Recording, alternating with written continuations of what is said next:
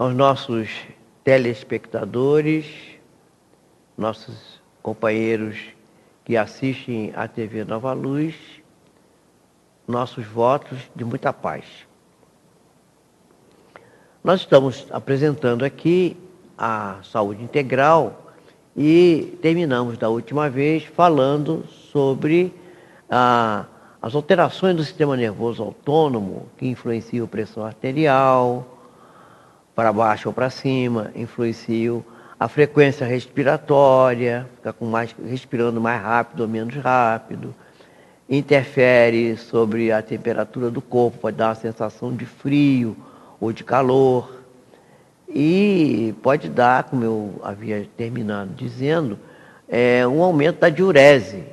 Isso tudo pode ser resultado da intervenção mediúnica dos espíritos, porque a relação entre o espiritual e o físico na mediunidade é uma relação de perispírito para perispírito. E o perispírito é um corpo de energia que está ligado célula a célula através do sistema nervoso, especialmente desse sistema nervoso chamado autônomo, que eu volto a repetir, é uma parte do sistema nervoso. O sistema nervoso tem o central, constituído da medula, da parte do conteúdo da caixa craniana, principalmente o córtex cerebral.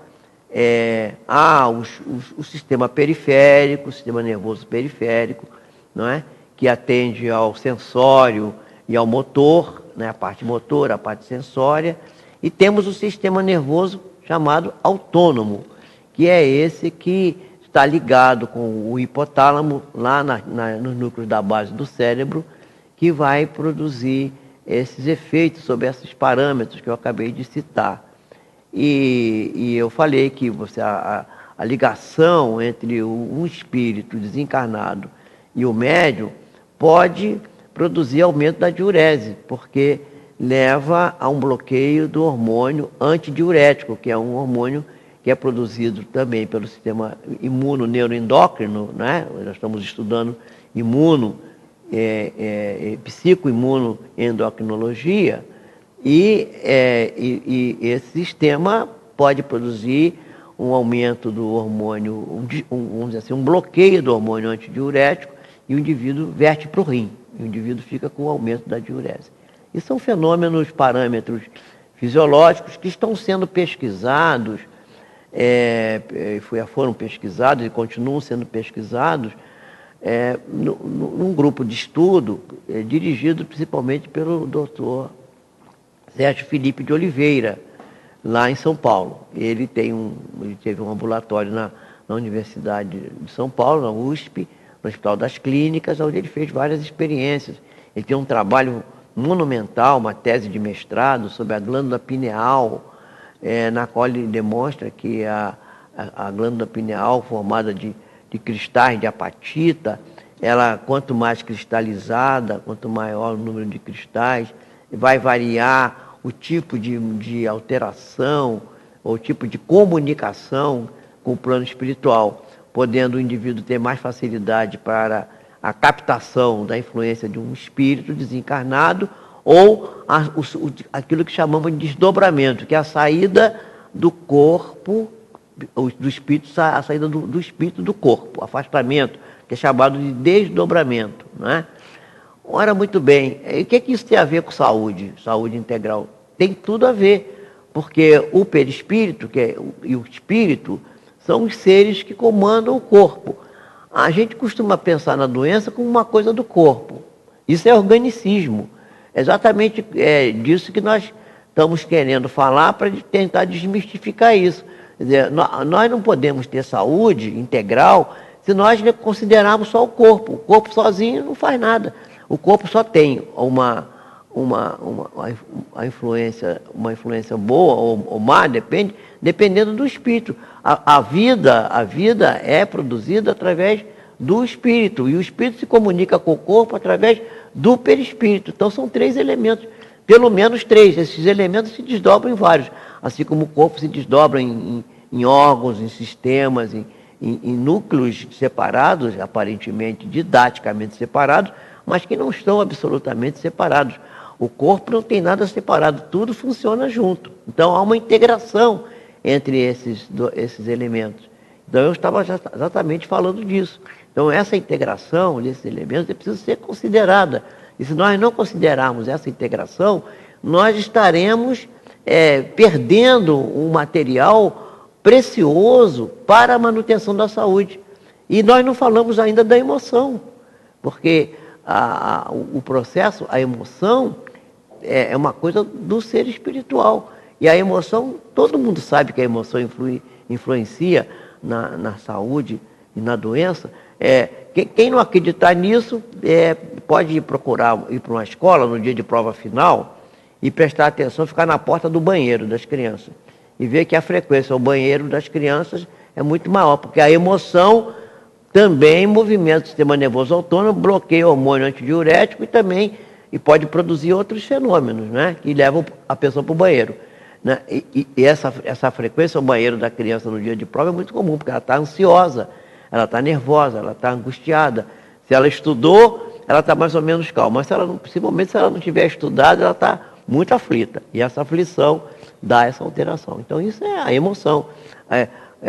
Até eu tinha um professor na faculdade que dizia assim: dizem que a natureza é sábia. Eu não concordo. Eu acho que a natureza é certa, porque se o indivíduo tem uma emoção boa, não devia infartar. E quando vem a emoção, se você ganhou na loteria, uma mega sena, você tem uma emoção e morre, cai duro de infarto. Quer dizer, não devia selecionar, não, isso aqui é um cardíaco, não posso agir desse jeito. Mas ela age certo, igual para todo mundo. Não, emoção boa, emoção ruim pode causar dano, né? Júbilo, alegria, choro de tristeza, enfim, essas coisas todas que são produzidas pela emoção. Então, na saúde integral, nós não podemos desconsiderar essa união desses elementos. E nós vamos falar agora sobre uma coisa que hoje muita gente fala, que é a relação entre o ambiente, o meio ambiente, a respiração e a digestão. Porque a respiração, a digestão e o meio ambiente são uma coisa só. Nós vamos ter que gastar talvez uns 3 encontros nossos aqui só para falar disso. Porque vamos analisar uma pequena variável. O que eu estou pretendendo aqui? Eu estou pretendendo que vocês passem a ter um conhecimento mais amplo sobre como é que funciona o vosso corpo, como é que são as funções da nossa economia, para a gente podendo se entender, poder se ajudar. Então vamos ver. No meio ambiente, o ar do meio ambiente recolhe o gás carbônico que é resultado da respiração dos seres vivos. Né? Todo mundo sabe isso, aprendeu isso na escola. A gente respira, né? Bota ar para dentro, aproveita o oxigênio e devolve uma quantidade de ar na qual o gás carbônico está aumentado ali. Todo mundo sabe isso. Não é só o ser humano, não é só os animais. As próprias plantas respiram e eliminam o gás carbônico. Esse gás carbônico vai ser aproveitado pelo vegetal verde e através da iluminação do sol, não é? Através da eliminação do sol, que vai atuar sobre uma enzima poderosíssima chamada clorofila, que é a que dá a cor verde ao vegetal verde, aquela cor verde é da clorofila, ela vai fazer com que esse gás carbônico seja decomposto, separando o carbono do oxigênio, e o carbono vai ser ligado numa coisa chamada cadeia carbônica. São vários carboninhos ligados uns nos outros. Isso é que vai permitir a produção pelo vegetal do alimento, que normalmente se manifesta através de um hidrocarboneto, né? de uma substância que tem carbono, oxigênio e hidrogênio, que a gente chama de amido. O amido, que é a parte nutriente do vegetal, vai ser ingerida pelo animal e vai se transformar em proteína. Então, um boi não come carne, mas come capim, come alfafa, come vegetal, né? Ele se nutre e essa nutrição dele transforma esse alimento que só é formado porque existe o gás carbônico que entra no vegetal junto com o sol, junto com a clorofila, para produzir esse amido. Então, esse amido vai ser transformado em proteína. Ora, muito bem, esse vegetal, ele também tira da água o oxigênio. O oxigênio que ele vai eliminar para o meio atmosférico, em grande quantidade. A gente até diz que, falam até assim, a Amazônia é o pulmão do mundo. Não é bem verdade, porque a produção maior de oxigênio vem da água, vem das algas verdes, dos musgos verdes, de substâncias verdes microscópicas até, que existem em grande quantidade nos rios, nos mares, nas lagoas, mas, evidentemente, que o vegetal, os grandes vegetais, as grandes árvores, também tem uma grande participação nisso. Não tem, daí a necessidade de preservar. Então, o oxigênio vem daí. Esse oxigênio, ele entra pela respiração dentro do organismo humano. Mas o que esse oxigênio faz? Será que o oxigênio é um alimento? Não, não é. A respiração do animal, no caso do homem, a respiração é um fenômeno muito complexo. Ela, no fundo, ela é um fenômeno de combustão. O que é combustão? Você bota fogo num pedaço de jornal, é uma combustão. Você liga o motor da motocicleta ou do automóvel, ali tem álcool, tem gasolina, e junto com o ar produz uma ignição ali com a vela, aquilo é uma combustão, chamado motor de combustão interna, e produz a energia que vai fazer o motor andar. A energia, no nosso caso, é a atividade física. Então, você quando come proteína, ou você come carboidrato, ou você come gordura, você transforma em glicose, tudo isso vira glicose. Mas isso não vai ser transformado em glicose, não vai ser transformado em alimento, se você não tiver oxigênio. Por quê? Porque o oxigênio é o comburente da combustão. Então, o combustível é o alimento, feijão com arroz, carne e macarrão, salada, lá o que você comer. Aí você tem esse alimento, isso vai ser decomposto pelo aparelho digestivo e juntamente com o oxigênio que vem da respiração, então nós estamos estabelecendo um nexo entre a respiração e a digestão. É um trabalho só. A gente daí já começa a ver como é importante a união dos sistemas do corpo, porque sem respiração, sem oxigênio, não há possibilidade de se produzir glicose. E essa glicose vai dentro da célula, tem um elemento figurado muito interessante chamado mitocôndria, que é uma usina respiratória. E ali dentro do mitocôndria, vamos ter a oportunidade de falar do mitocôndria, quando nós falarmos da relação com o perispírito, com a parte espiritual, com o ectoplasma, vocês vão ver que a mitocôndria tem uma importância muito grande.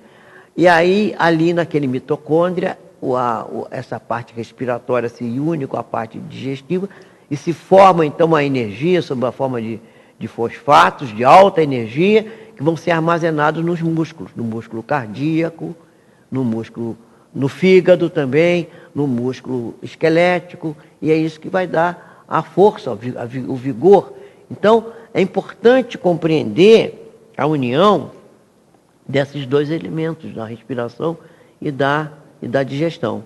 E só para deixar uma pergunta, aliás, uma informação, que é, no caso, uma pergunta, eu vou dizer para vocês o seguinte: será que tem noção quanto tempo o músculo armazena energia, que vem da mitocôndria, que vem da respiração e que vem da nossa alimentação?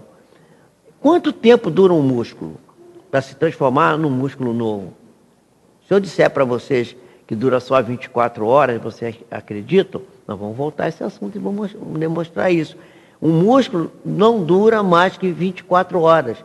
Então é preciso que o músculo esteja sendo renovado a cada segundo, a cada fração de segundo. E no fim de 24 horas, o músculo esquelético, nosso músculo que a gente malha na academia, ele é um músculo novo. Mas para isso precisamos da respiração, do oxigênio e precisamos do alimento vindo dos nutrientes que ingerimos pela boca. Muita paz, até o próximo encontro. Agradecemos muito pela atenção de vocês.